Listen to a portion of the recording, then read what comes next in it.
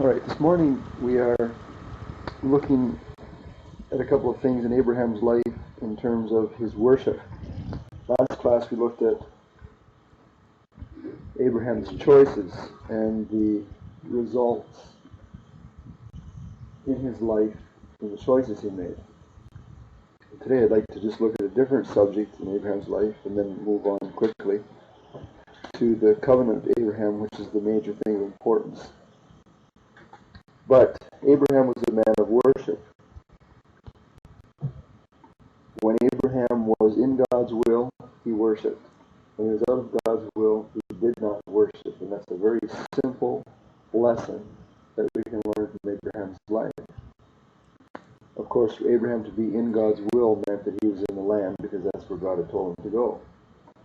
And when he was outside of the land, he did not worship. It's as simple as that. In Genesis chapter 12, verse 7, after Abraham left Haran, he was 75 years old, it says that he brought his wife, and he brought Lot, and he brought all his possessions into the land of Canaan. Verse 5. And we pick up reading verse 6. And Abram passed through the land unto the place of Shechem, unto the oak of Moreh. And the Canaanite was then in the land. And the Lord appeared unto Abram and said, Unto your seed will I give this land. And here you have the first statement of several. And there builded he, Abram, an altar unto the Lord who appeared unto him. So, this is in Shechem. First place that God revealed himself was at Shechem.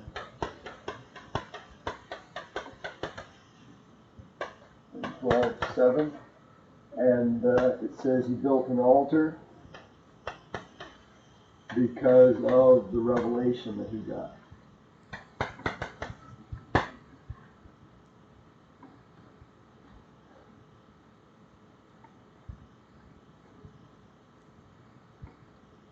I mean, it reads in one line, doesn't it? But wouldn't you build an altar if the Lord appeared to you face to face today? You know, it's one of the great expectations we have to see the Lord face to face. That's one of the things I'm looking forward most to in my own experience in the rapture, to see the Lord face to face. I mean, what a moment of truth. We don't live by faith, the sight, we live by faith. But sight is such a wonderful thing when it happens. I mean, Blair envisions his beautiful wife to be. He doesn't know quite what her face looks like yet, but he thinks about her a lot. Yeah. But it's going to be a real moment of truth when he walks down the aisle and actually sees what she looks like.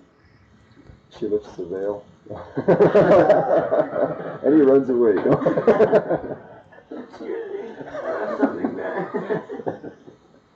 Excuse me, I just remembered a very important appointment. All right. Just be thankful you live in this culture.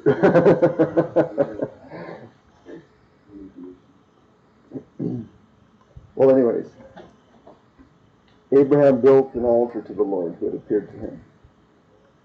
And the next verse says that he removed from there unto a mountain on the east of Bethel and pitched his tent, having Bethel on the west and Hai on the east.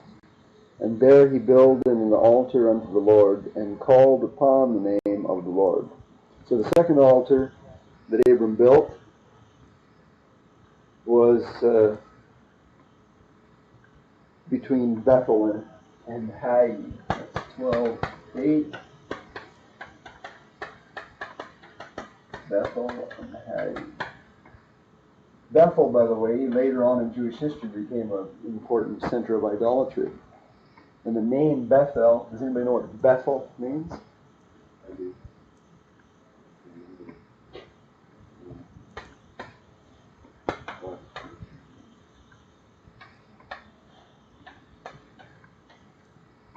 All right, the Hebrew word is Beitel, and the Beit part is house of, and El is Elohim, house of God.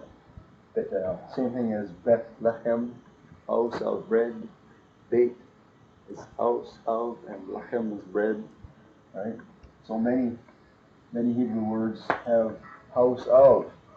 Very familiar. They're very common. So Bethel is house of God. And that place had its name prior to Abraham's time. So I don't know what the significance of it, but he built his second altar at this place, and there was no particular reason stated. It just that when he got down there, he built an altar to the Lord, and he called upon the name of the Lord. Perhaps this refers, maybe the first altar is due to the fact of God's self-revelation. The second altar is Abraham's response. I'd like to just mention something about the significance of this. Worship always, well, you tell me whether you agree with this statement. Right? Worship always involves human response to God because of what he's done or said to us. Worship always involves a human response to God based on what God has already done for us or to us. Would you agree with that statement? Or would you add to it?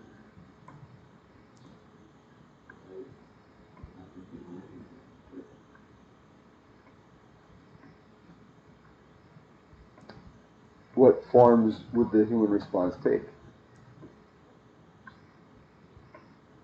Okay, certainly.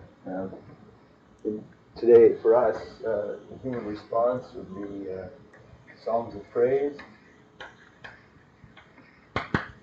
What else could it be?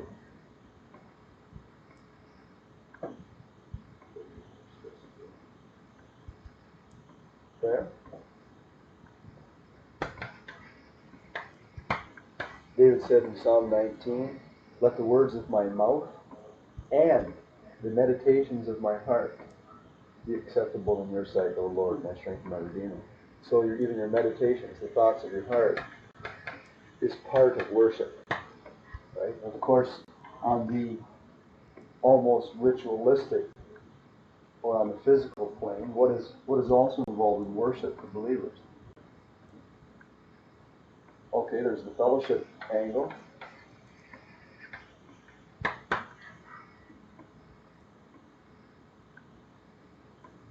Explicitly. 1 Corinthians 11 tells us to do what? Partake of the elements. Right? Partaking of the elements.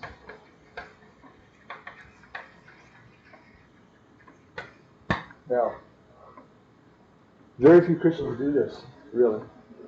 Most Christians don't see the importance of partaking of the elements.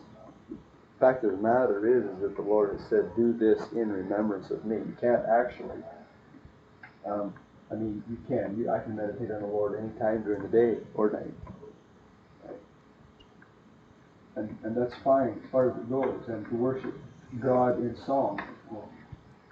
Hebrews chapter 13 talks about the sacrifices of praise that we offer to God. That's our sacrifice. That's the modern work of a modern priest. In the New Testament, a priest on the New Covenant is someone that offers up praises, right? Sacrifices of praise. So prayer and praise and meditation are all part of worship, but to avoid the partaking of elements is simply going against the plain expressed desire of God. That's the revelation part, right? He's revealed, Paul said, that I have received of the Lord. That's revelation.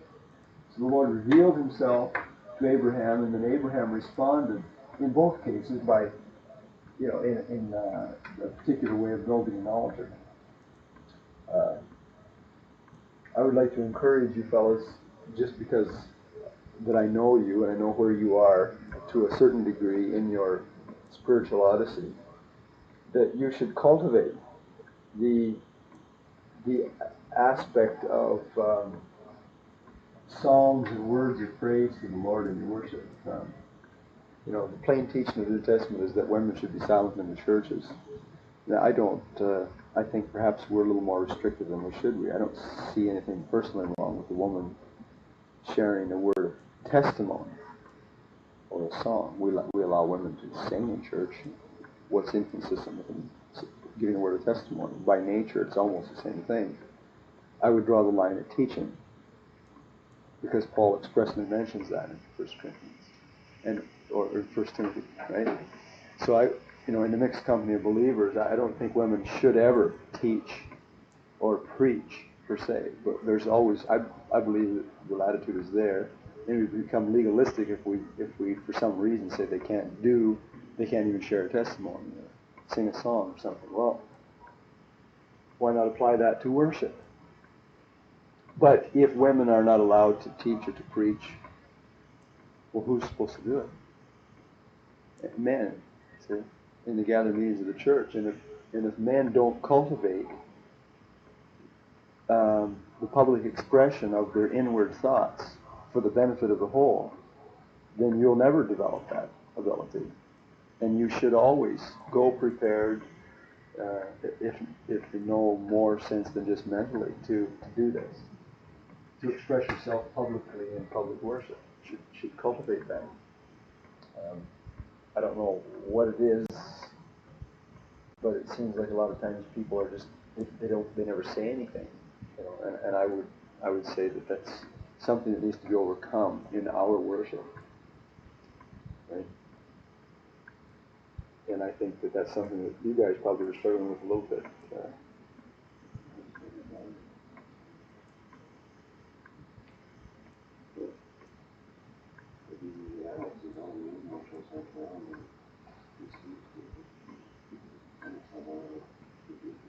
But that's wrong. It's not right. You know, that's a self-imposed or a humanly imposed pecking order, and we're all one when we stand before the cross. You know, nowhere does it leave ever the impression that only the preachers do the speaking at the breaking of bread or this or that. So I would like to ask you to consider that. We see it in the life of Abraham. Abraham wasn't the only one that built altars. All of his sons built altars that I know of. I mean, that we have records of. His descendants, Isaac and Jacob and Joseph. Well, I'm not sure. Some of them did. But the building of altars was a very personal thing. It was an act of worship. Right? I think the Bethel Hai altar was Abraham's response to God's self-revelation at Shechem. The next time we see Abraham building an altar is in chapter 13, verse 18. Well, actually, let's just pick up with chapter 13. In between 12 and 13, Abraham had gone down out of the land into Egypt because of a famine. So I don't know how long he was down there. He was probably down there for a couple of years. And then in 13:1, Abraham went up out of Egypt, he and his wife and all that he had, and Lot, up into the Negev. And Abram was very rich in cattle and silver and gold, and he went on his journeys from the Negev even to Bethel, unto the place where his tent had been at the beginning, between Bethel and Hai, unto the place of the altar which he had made there at the first. And there Abram called on the name of the Lord. Isn't it interesting that Abraham had been out of fellowship for this lengthy period of time, and this was almost a visual, an open act of repentance. See that? It wasn't until he came back to Bethel and Hai in 13:4 that there was repentance on Abraham's part. To me, that's what it describes. And then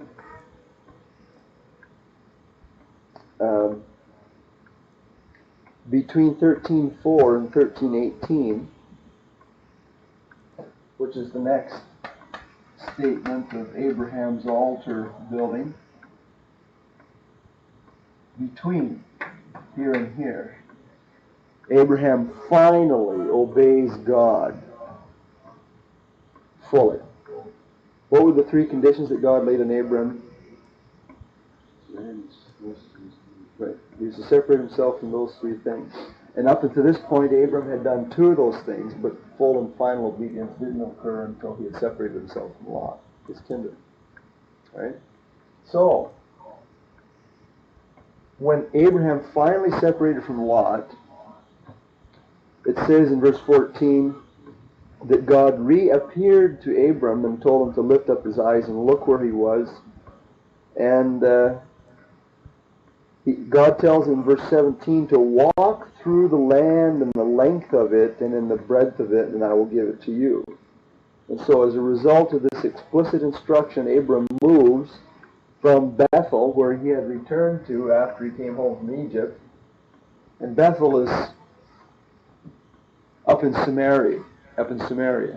Okay? And he goes where? Where do we find him in 13:18?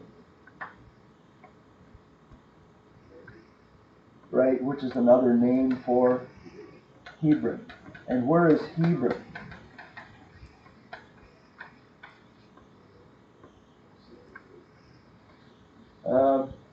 No. There's no Jordan east of Hebron.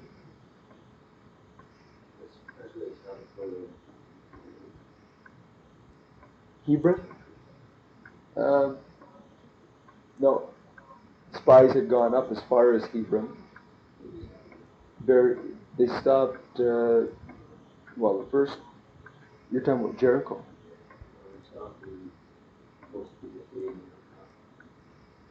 That was Shittim. Yeah, on the east of the Jordan. Find Hebron on your map. I'd like you to visualize this.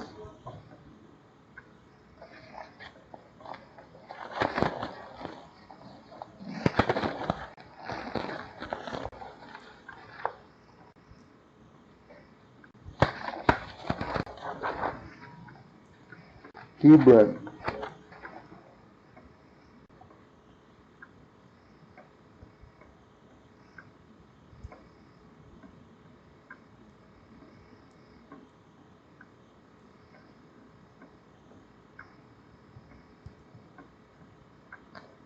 On my map, Shechem and Bethel are about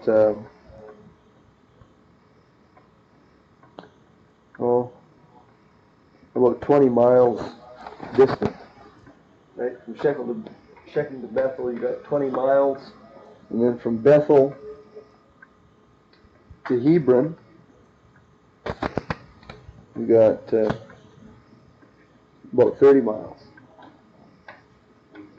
south.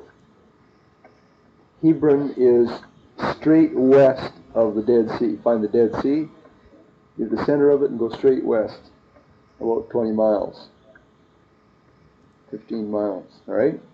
So he went the length and the breadth of the land. If he was up in Bethel, basically he went right past Jerusalem. You know, he was going from along the mountain ranges there, and he would be able to see most of the land of Palestine just by going that short distance of 30 miles. Follow that? All right, so then Abraham did that. He removed his tent and came and dwelt by the oaks of Mamre, which is Hebron. And it says, for the third time, that he built there an altar unto the Lord. What occasioned the building of this altar? Yeah. Actually, it was another self-revelation of God,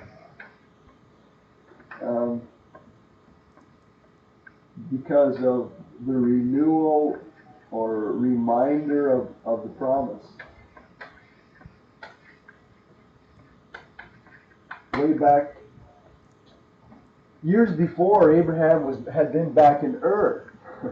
And this was where he was the first time that God had revealed what we call the Abrahamic covenant, right? The first statement of the Abrahamic covenant had taken place in Ur. And he had not gotten another word about the matter until he actually got into the land, until he had obeyed the first step. God didn't talk to him again.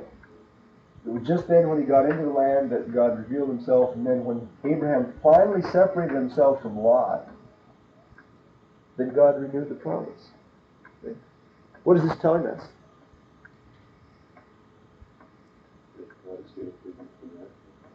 Right. That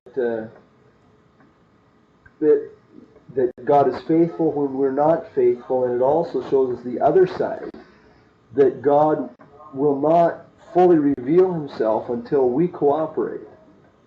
That's what it teaches us. The principle of John chapter 14, verse 21. If you really want to know God,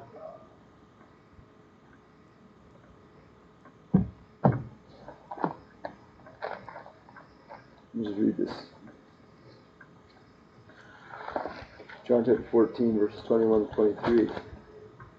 He that has my commandments and keepeth them, it's that person that loves me.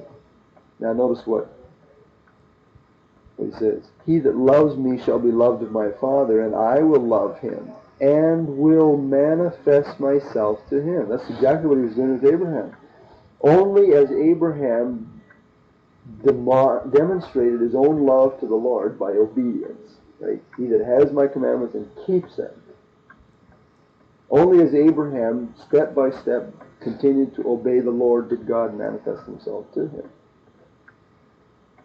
Jesus answered and said unto him, If a man love me, he will keep my words, and my Father will love him, and we will come unto him and make our abode with him.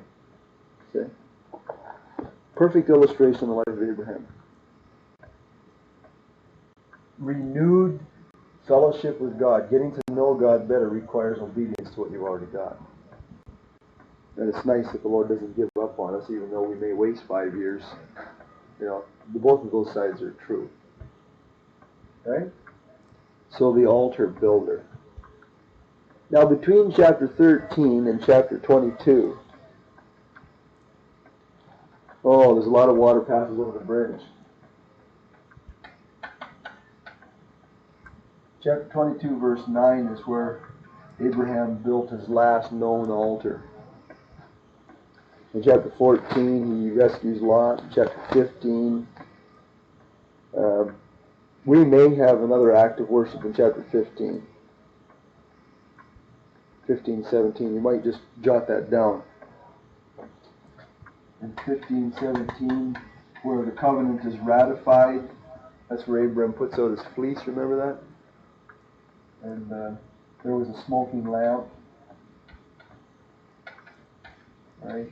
So this may have been another act of worship. Abraham, I think, was in a deep sleep, though.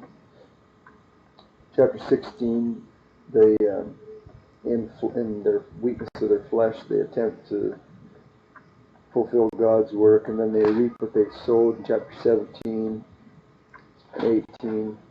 In 19, you have Lot's judgment. Chapter 20, Abraham goes down into Gerar. Chapter 21, Isaac is born.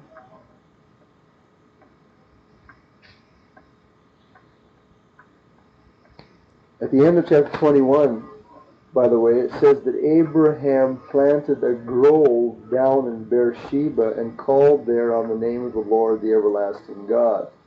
And he was in the land of the Philistines many days. Planted a grove in Beersheba. Now, what do you know about the planting of groves?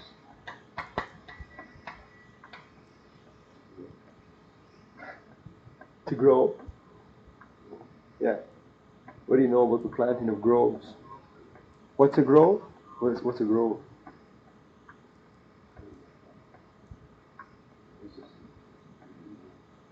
It's a stand of trees, and the groves were generally associated with idolatry. Yeah. You've never heard of a grove of trees? No. He planted a grove of trees. Generally, groves of trees were planted on the crests of hills, and it was up there that people would go up there and worship their idols. Now, it doesn't say that Abraham was an idolater here, but my goodness, it appears as if he's falling back into, first of all, he's not in the land of the promise, he's in the land of the Philistines. Where is he? Beersheba, right? So he's in Beersheba. Does anybody know where Beersheba is?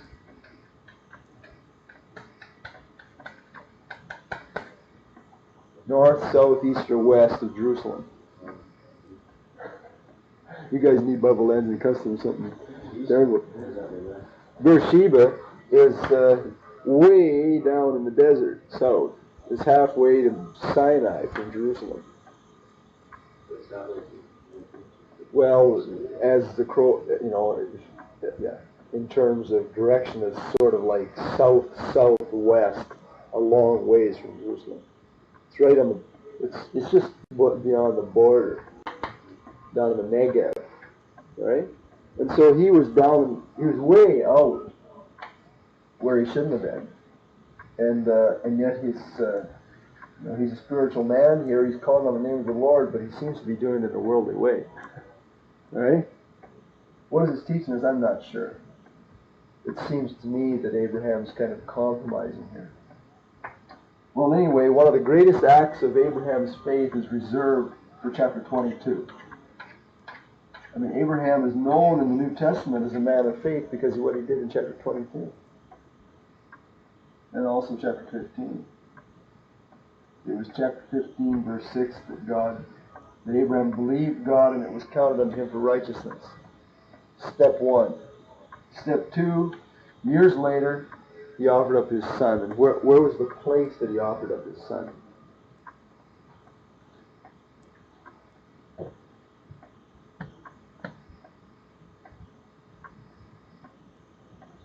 (22:2).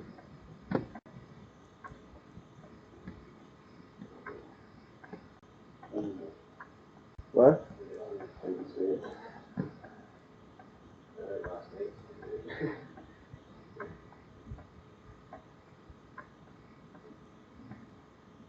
Yes. Take now thy son, thine only son Isaac, whom thou lovest, and get thee into the land of Moriah, and offer him there for a burnt offering upon one of the mountains which I will tell thee of.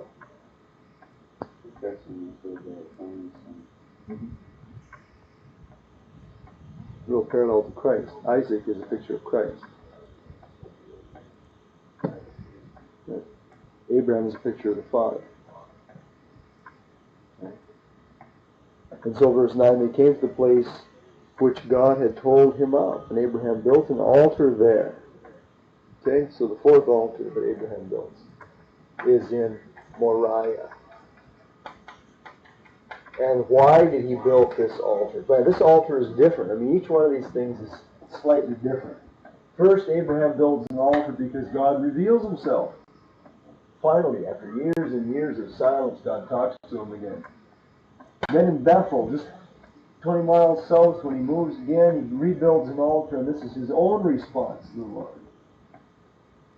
Then 30 miles south, and a few years later, he builds an altar in Hebron because God speaks to him again. You know, it's just an act of praise. Then a whole bunch of years of real problems. The birth of Ishmael grows up, leaves home. Isaac is born. You know, Abraham's been through the mill. Comes down to Moriah. Well, he goes up to Moriah from Beersheba. Many miles. 3 days journey, it says. You can go 20 miles in a day. Right? So this could have been 50 or 60 miles from home. Right? So he goes north to Moriah. And he builds an altar. This time the altar is for none of these other reasons. What's the purpose of this altar? Right? This is an altar of dedication.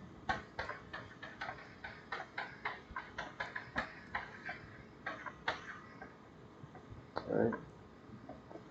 You know, the parallel to this is Romans 12, 1 and 2. I beseech you therefore, brethren, by the mercies of God, that you present your bodies, yourselves, a living sacrifice, holy unto God, which is your reasonable service. Abraham was being asked to dedicate the most valuable thing that he possessed. That was his son. And because he believed it, the Lord provided for him. In fact, that's what he named the place. Abraham, verse 14, called the name of that place Jehovah Yireh. Jehovah Jireh, or Jehovah Jireh is what we would call it, but Yireh, as it is this day. And that means Jehovah will provide. Okay? You commit yourself to the Lord, and the Lord responds by providing. Right? It's tremendous growth. At first, Abraham worships God because he sees God, and then he worships God out of the proper, the natural response. He renews God out of thankfulness. Then he worships God out of dedication. I think it's tremendous progress. It shows us something about worship, that worship is valid regardless of what you have in your head. God is pleased with the worship that Abraham gave, even though it wasn't always the same thing in his head. Worship isn't a static experience. Every time you go to worship, there are a variety of things that you can focus on. And certainly, perhaps the highest aspect of worship is self-dedication, time of commitment to the Lord.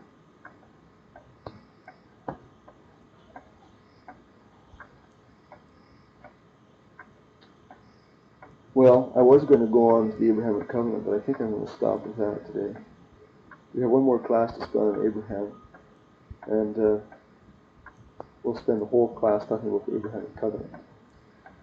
Lessons to learn about that.